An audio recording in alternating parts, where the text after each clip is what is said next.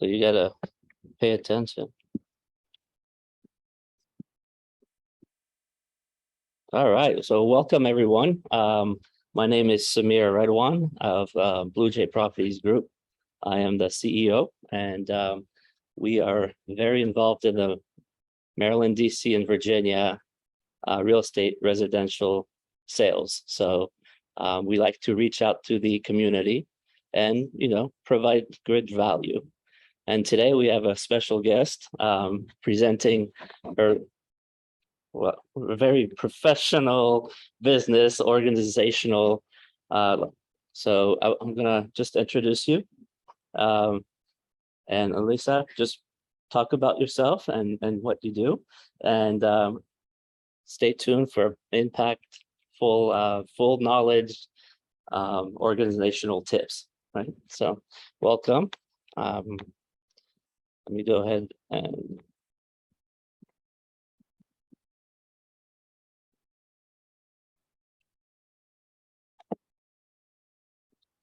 get you going.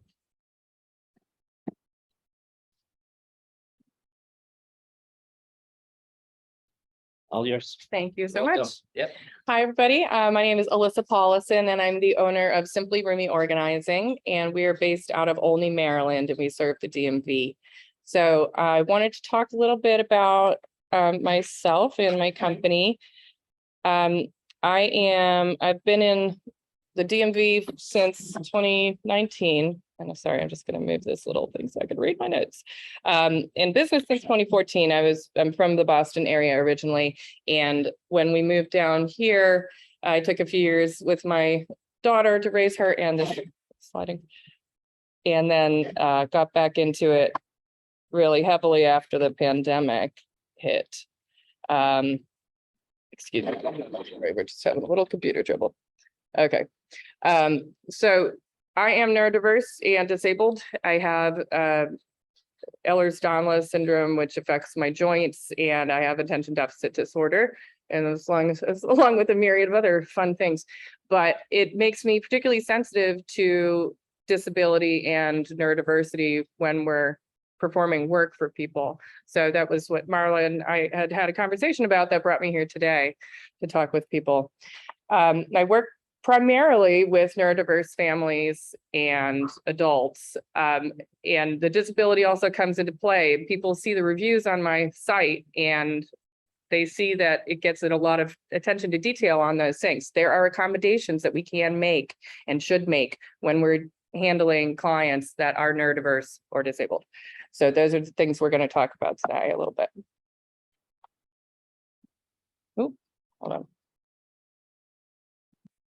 So how to reclaim your space. And this is my favorite word that comes along with this. When you're reclaiming, it's there already, but how do we access that in a way that is going to serve us, serve our families, and look and act in a way that is going to be pleasing so that we can feel comfortable navigating our own space and feel that we have a handle on how to get it back to that.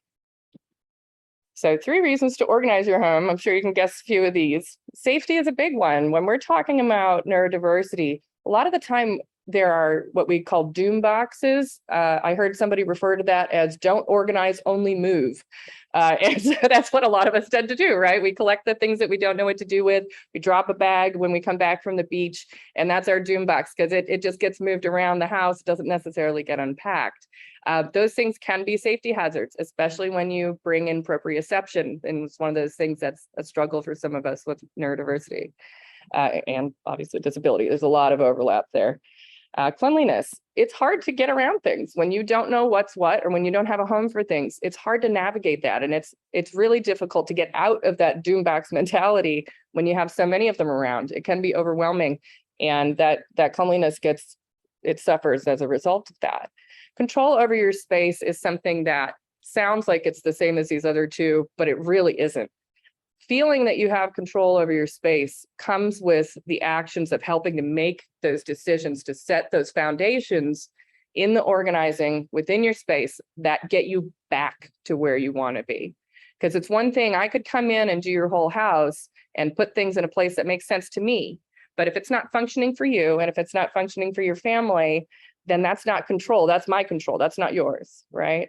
We want to get you to a place where you feel confident in being able to make those decisions going forward as you bring new things into your home, as maybe your family grows or shrinks as people move in and out. And all of that is part of this. So we want to really set you up so that you have those factors and that foundation in place. So you know when you need to ask questions and when to ask for help, rather than feeling overwhelmed from the get-go and not able to get out from under it. So clutter and the neurodiverse brain. What unique challenges are there for the neurodiverse community? We've touched on a few. Doom boxes is one. Visual distractions can cause really a lot of cognitive overload. I dropped a couple of links in here just so people can see that this is backed by science. You know, like I have my thoughts and opinions on it from my experiences anecdotally with my clients. And of course, you attract a certain type of client as in a lot of fields. You tend to work with people who say, oh, great, this is somebody who has these good reviews. And it has this review of people who say, oh, she didn't come in with any judgment. That's a big one for me, you know? So when we're looking at these kinds of things, it is backed by science. It really is. So the leading to the triggers, that cognitive overload, it gets us to a point where we push those doom boxes into a corner. We get those bags and we shove them into the closet because we don't have the space in our brains to take the assignment on because we've shut down. So the avoidance is the part where we start pushing things away. That gets you to where it becomes compounded, okay? Excuse me. So how do you prepare when you're struggling with executive function? This is something that's still in my day-to-day work I fight with. So I know how it is. My biggest rule is pick up the next thing. Set a time, pick up the next thing. It doesn't always have to go exactly where it's going to end up, but you do have to make it into a pile of this is going to be dealt with later, this is going to be dealt with later, put like with like, and move through your process. So overwhelmed, you know, when you are getting overwhelmed, are you setting breaks for yourself? Are you setting up rewards? Are you somebody who gets that little ADHD dopamine hit every time you hit a little target? You know, how do you monopolize on that? Like, right? How do you get that? How do you fix those things for yourself? Digital and mental clutter, we're going to go over a little bit as well. So how to start, right? All of these pieces really weave into each other. So we will touch on all of those again as we go through this. So when I go into a room, the first thing I do is scan and see what we have. A lot of the things that we have the most of: books, clothing, trash, and what was the fourth one? Books, clothing, trash, and paperwork. So those are the big ones that you end up with. And that's going to usually have the biggest impact on being able to navigate around the space just to start. So make a list of that order of execution, and then stop once you've got those main things grouped. Stop there and say, okay, what else do I need to set up that's going to get me to that next step? If I have a ton of books, am I getting rid of some of those books? Should I box them up and take them to the car right now? Yes, you should. And get those so they're out of the way so that you can then stack on the bookshelves that are remaining. Do you need to get another bookshelf? You know, all of those things come into play, and you have to decide on your space as you're pulling everything together. How are you going to go through that, right? Do you have enough storage? Do you have the right storage? I see a head shaking no here. Yeah, that's a common one. So some people tend to get into it and they want to buy the organizational tools, but they don't have a place for it, or they don't have a purpose for it. They just know that it's pretty and they want their things to look pretty, right? So what you have to do in those situations, especially if you have things that you have to get rid of, you got to cut down first. Decide what space you have. Decide if the things that you have in your home are functioning the way that they need to for the items that you want to keep. If you've got a dresser and a ton of paperwork, that may not be a great match. If you've got a dresser and old photographs, that may not be a great match. But you want to look at it, it might be like, listen, if that's an old antique dresser and everything's in good shape and you want to put your photos in there, then okay, let's make that work. But if you have too much furniture, it's going to impede your ability to bring in a piece that's actually going to make your life simpler. If you have too many pieces of organizing things that are taking up a closet, that's going to keep you from building shelving in that closet to get you to the next step.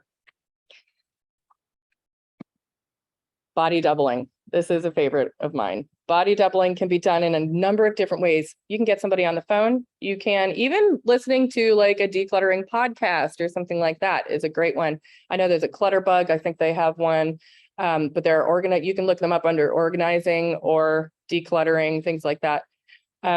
Excuse me. But get somebody on the phone, get some music going, get a friend over. Any of those things are body doubling specifically is more about like an individual on the phone or in person, but there are other ways that we can get motivated to move, excuse me, to move through those things. How do you keep going once you've actually started, right? How does that matter? And how does it influence the way that you're like, when you are going, it's going to get messier before it gets clean. So you have to understand and accept that part of it as well, because it can get worse before it gets better. And that's okay. And I'm here to tell you that's okay. That's okay. It's going to get better. So how and when do you work best? How well do you know yourself?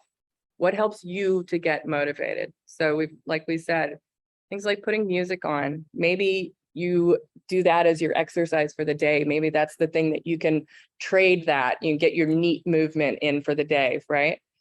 Is it music? Is it a podcast? Is it a book? Is it a reward? What is it? Is it cookies? I don't care, babe. Do it. You know, get in there, just get in there and do it in a way that is going to give you something to grab onto. Break these tasks into chunks. I can do this all day. You probably can't. That's okay. You shouldn't have to. And I was just saying this morning that a lot of this stuff, when I do it, I can do it for 10, 12 hours a day now. I don't usually, but I can. And that's only because it's not my stuff. Okay. I'm not getting interrupted by kids or having to make a meal or whatever. Those are things that I can do that you can't do. And so to have somebody as a professional come in and do that, I mean, I can't do that in my own house the same way that I can do it in other people's homes. Break those tasks into chunks, right? Give yourself a timeline. Do the 10 or 20 minute pickup and figure out what you have. If you have a basket or something, go into your living room, pick up everything that doesn't belong in the living room, put it in the basket, get that out of the living room, get it to the right room. You know, it doesn't, and I try to do the one touch rule. That doesn't always work, where you just touch something once, put it away. When you're doing room by room, that may not work for you. Find a system that does. Is it having 5 baskets for the kids' rooms? Maybe, you know, and then that goes up the stairs or on the stairs. And you just have to make sure that you have the follow through on those other pieces, but break it into chunks. Give yourself a break, give yourself a water break, get lunch, whatever it is. If it's 20 minutes, 40 minutes, you're going to be fine. You're going to make it. Okay. Start when you have a lot of clutter. If you're talking like a room that really needs several hours of attention, start by using the bins or boxes that you have available to you to do a large sort. Okay. And clothes can go in large trash bags. Clothes are heavy, just so you know, so don't put too many in there, but you can do stuff like that. And just get it sorted so that you know what you're dealing with, not only what you're dealing with, but the volume that you're dealing with. Because a lot of what people don't realize, and this happened on my very first job, I was talking about this, but people don't realize what they have, and they don't realize how much of that thing they have. And I remember a woman that was my very first job up in Boston, who's a very good friend of mine now. She had all these shoes and probably had 40 or something pair, which is not a terribly large amount. Don't worry, I'm not going to shoe shame anybody here, but it was too many for the space that they had. And that's the key. So, you know, I was talking about hoarding earlier as well. That kind of stuff, it really, a lot of it is dependent on what kind of space do you have. If somebody has a room this size filled with books, we don't call them a hoarder. We call it a library. So be clear on your maximizing the usage of your space without letting it encroach on your living ability, right? That's the difference there. So start and do your large sort, and then you're going to move on to gamifying it. And this is where we can get fun. So there are apps that do this, that gamify things. And we talk about that neurodiversity dopamine feedback that we need, right? And it's just those small things. So we want to check out some decluttering apps or some gamifying apps and set them up. There's some I listed here. Habitica, Todoist, Karma, and Super Better are a few of the ones that were really recommended. But those things can be a lot of fun, and they kind of, it fills the bucket every day. I know there are ones that people have for drinking the right amount of water every day, and it's out there. These things are out there. The tools are there. We just have to know, that they're there and how to look for them, right? So gamify is the word you want to look for. Body doubling. Did we talk about body doubling? I think we talked about body doubling. Body double. Second mention always for body doubling. If you can, do it. It works. It's great. It's a lot easier, and you don't realize how much time has gone by. Same thing with gamifying things. When you really set it down and break it by task, it can be so much easier.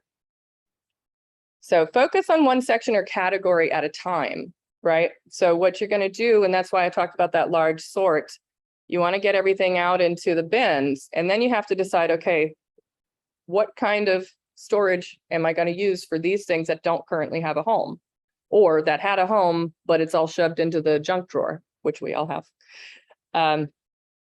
And figure out how you're going to navigate that section and how you're going to be able to execute, get everything in, and get it together. Oh, I'm sorry. I was talking about shoes earlier. Let me just step back into that. I couldn't remember at the time. I knew there was something I missed. I want to go back. That's the ADD. So my friend, had all these shoes. And so she said, no, keep them all. And I said, I don't, I think there's a lot more in there than you think there are. And they can be in different conditions than the person thinks they are. So I pulled them all out and put them on the floor in the living room. And she had like 6 or 8 pair of almost the exact same shoe. So at that point, we were able to get rid of some shoes. When people really see what they have, they can make informed decisions. They don't feel like they're losing things, because a lot of this stuff, and again, this is that we have a little bit of time blindness, I know, with the ADHD, and this, I speak about this a lot because it's my personal knowledge is much greater on this than some of the other neurodiversities. But some of the time blindness and things like the just the out of sight, out of mind, and the object permanence, it goes away over time because we forget where things are. And if you don't have a chance to see it all in front of you, all in one group, if you're moving room to room, but you're not putting like with like, then you're not getting the full picture, and it impedes your ability to be able to set up and organize. So, and I did mention this earlier, but I will mention it again. It does sometimes, almost always, get worse before it gets better, but it does get better. And I promise you, even if you end up with one doom box at the end of the day or the end of the month, when you have been working, that's one box compared to the whole room being kind of out of sorts. And call me and I'll figure it out for you. All right. We'll get you. So digital and mental clutter, I wanted to touch on this briefly. I don't do as much with the digital stuff as some organizers do personally, but I did spend a lot of years in administrative work. So set aside time, predetermined amount of time, again, break it into a chunk. Estimate that it might take 50% longer. Sometimes we get into a project and we realize that it's way more intimidating than we thought it was going to be. That's okay. You have permission to just do part of that. Make that step happen, get the scaffolding so that you can go forward. It's not about success today. It's about setting the foundations so that you can keep moving forward. Do your research. Are there, specifically for digital, are there outside applications or macros within whatever program you're using that can sort things for you and that can take a lot of your work out of it? Can you find a macro that can auto name like these 40 items or these 8,000 items if you have like the dates already linked on them? Things like that. Figure out how you can do more with less, right? Obvious one here, close up the other tasks, put the distractions away until that timer is up. And I know sometimes we can't do that, but it's best if you can. Try it out, see how it works. All right, so top tips of the trade from me. I don't know if these are the top tips, but these are my top tips. So deciding what order to go in. So how do you start? How do you get through a space? So what I do when I go into a home, I want to know, where is your struggle? Where do you not find peace? What is the space that you use the most that is disorganized and disorderly to the point where it is disrupting your ability to feel good in your home? Where's the biggest impact? Tied right straight into that. You know, when we walk into a home, is that couch right in my way? That's a disability thing, right? You want to be able to move around it, but it's also in the neurodiversity field, especially, but for anyone, they'll tell you, I mean, everybody's heard of feng shui. When you walk in, you don't want to have to walk around a whole bunch of things. You know, that's a big, for me, I had a major reconstruction on my leg when I was young. And since then, it's been very clear to me when I'm walking through a space, you know, things shift and I feel, I was always very protective of that side. And so when you're moving through your space, make sure there's an impact. Move stuff a little bit. I remember there was one client I had down in Alexandria, and I moved their living room around and set the couch back against the wall and moved the chairs out. And the boys came home and screamed and like rolled around on the floor. It was amazing because it was just a little move, but it was so much more space. It was so much more space. So put a critical eye to where things are placed. You know, can you move a couple things around and make that big impact? So like we've talked about laundry, papers, trash. Those three are the top three. Books comes in, but those are usually at least sort of co-located already. Okay, but laundry, papers, trash, if that's the stuff to go after first. And if you can't sort at that moment, it doesn't matter. Get a laundry bag, get a trash bag, whatever. You have permission. You don't have to do everything the way that we're supposed to do it. You can do whatever you want. And trash in particular, I'll mention, there have been a few clients I've had where they had these very small trash cans in their living room, and it just wasn't accommodating what they needed. There are no rules. It's your home. You can put a big old barrel in there. They come clean from the Home Depot or Lowe's or whatever. You go get one and stick it in your living room. If that's how you want to have your space, if that is the way that it keeps it orderly for you, you're allowed to do that. Organize, declutter, and donate first. Then select the appropriate furniture and organizational tools. Okay. You can go the other way around if you're really, really good. If you're having struggles with it, it's probably best to do it in this order. So start with a win. Start with a win. Let's get that big impact, you know. And for some people, that is just clearing out trash and putting laundry in the bathroom.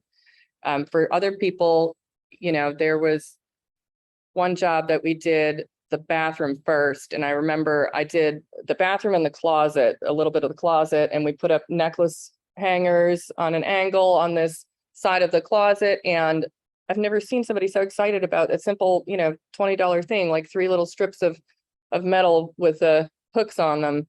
But all of a sudden she could see where her things were. She hadn't seen some of these like really precious to her things in years, because that's what happens is it disappears into our closets, into our storage. And if they're not well done, we don't have the structure to be able to go in and just pull out what we want. So have it be a big visual impact. That's going to keep you going. That's where you're going to keep going. That's when you have a hard time, go back to that spot and find out how you can get that dopamine back and get going and keep moving forward, right? So how do we break down large tasks? Because this is really important. When you're overwhelmed about how to look at stuff, pick one room, make a list, categorize, utilize the boxes and bins, get a buddy, set a time frame, don't leave, you know, until your time is up. So timing is everything. Paperwork, kitchen and folding, hanging clothes. Those are the things that take the most time. Clothes, clothes, clothes, clothes, clothes, clothes, clothes, the clothes. It's the clothes, really. The kitchen pantries and things, spices can take a long time. Organizing kitchen pantries can take a long time, but the clothes, that takes a long time. So expect that to take 2.5 times longer than you think it will. If you have a huge pile of clothes to do, it's going to take you longer than you think. If you have a little pile, then it's fine. You'll be fine. But if you have a huge pile, give yourself that grace. Go in expecting it to take way longer. If it takes shorter than that, fantastic. Another dopamine hit. Schedule approximately, time and a half to 2.5 is my guess. Buddy system always. Maintaining your organized spaces. So this is once you've set that foundation and moved through it, how do you get yourself to keep it up, right? So creeping clutter is a big one. You have to have a place for it. So you can be organized, but still not have set homes for things. And that's tricky. So you really need to make sure that it's not just a dedicated space, but it's a dedicated space that other people know about too in your house, because it's not just us a lot of the time, right? So observe your week-to-week habits. Where is the stuff creeping? What is it that's coming in? Is it the dishes? Is it the dishes because the other stuff? Is it the other stuff because of this? So figure out your habits and how you can make that work for you. Okay, so if it's just the dishes, then maybe that dishwasher stays open during the day. Whatever the trick is, figure out where you're hitting and try to find an accommodation that works for you, because this is all individual. Like every single time that I go into a home, I ask questions for the first hour and through the whole process. And not to say that we don't work in the first hour, but while we're doing this stuff, I want to know how you work through your space. I want to know how you function in your own home, because that tells me where I need to accommodate, where I need to make sure that we're focusing. And this is a big one too. Edit, adjust, and move forward. Just keep going. It's okay if what you did doesn't work anymore. That's okay. Reevaluate, figure it out, and keep going. Self-care, put your own oxygen on, learn how to compartmentalize, okay? And some of that is going to be maybe that box has to go into the side of the living room, not to be forgotten, but for a day or two, it's got to go away. It's going to get messy before it gets tidy. I know a lot of this is repetitive, but it bears repeating. Have a plan. Be thoughtful about your expectations. If you are only going to get rid of 3% of your stuff, but you only have room for 80% of your stuff, you've still got 17% that's going to be overwhelming. So if those are your expectations, if your expectations are home edit finish, and you've still got this much stuff, that's not going to give you that result. Okay. And it's okay to keep that stuff, but you have to know that there's going to be sacrifice somewhere. Okay. Have food and drink planned ahead. Stay hydrated. Keep yourself moving. Whatever. Bonus tip with kids. And this is a special interest area of mine as well. Manage expectations. I'm not talking about the kids. I'm talking about you. Manage your own expectations. Kids have certain things that they can do. Just because they can do them doesn't mean they can do them all the time. Okay. Just like any of the neurodiversities, there are days that we have awesome energy to be able to do this kind of a task. Kids are just the same, and then add that they haven't grown all their pieces together in the brain yet, right? Provide age-appropriate tasks. You don't need the 7-year-old scratching your ceramic cooktop, but they can certainly help you rake outside or whatever. But just be thoughtful, and it's age-appropriate, kid-appropriate for your kid. Your kid. Figure out what works best for them. Get them involved with the conversation about it. What do they want to do? How do they want their room to look? I'm not asking them to be excited about doing chores every week, but are there things that you can get them involved with that help us to understand not only what motivates them, but how they move through their space. Okay. They learn from watching and doing things with you. With. Manage expectations. Your expectations, right? It's your expectations. Set a schedule and try to get there. Oh, I'll also manage expectations. Yeah. Kids are, we have, and I do this with my kid. She's only 5, and I find myself having to step back and reset a lot of the time, because what I've asked is not always reasonable. Just because I want her to be able to do something doesn't mean she can. So overall, reclaim your space. You get that spark back. It's so nice to walk in when it feels good, right? make a plan, figure out the order that works best for you, figure out what you have there and how you move through that space. Break it down, get a buddy. Timing matters. Don't set yourself up for a task that you either can't accomplish in that time or that you're going to feel overwhelmed because you had to stop in the middle and everything is everywhere. Okay, so just be thoughtful about that timing. When you maintain, observe and adjust. It's your space. It is your space. So primarily, this is about you. How do you use it? How do you want to use it? What is making you feel good about it? Okay, so reevaluate that. All right, and self-care, you got to have that. We all know that's the number one thing. All right. Does anybody have any questions? I forget today.